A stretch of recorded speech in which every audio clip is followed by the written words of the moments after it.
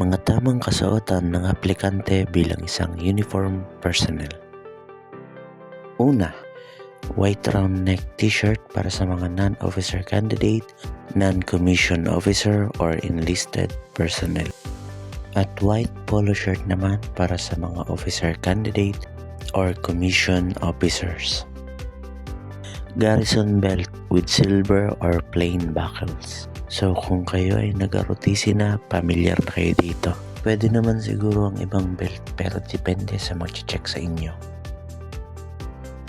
Maong pants, hindi yung mga ripped jeans, iba't ibang kulay ng pants. Pwede naman siguro yung black pants pero mas applicable yung maong pants.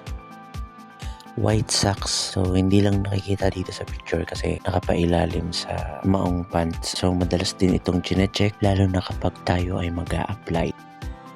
Rubber shoes, kahit anong rubber shoes, wag lang kayong naka-tsinelas, naka-sandals, pero mas maganda kung ang rubber shoes na isusot nyo ay kulay puti. So ngayon, alam nyo na yung mga tamang kasuotan. Huwag na magpapansin at sumunod lang tayo sa kanilang patakaran. At para naman sa iba pang katanungan, comment lang sa baba at pag-uusapan natin yan.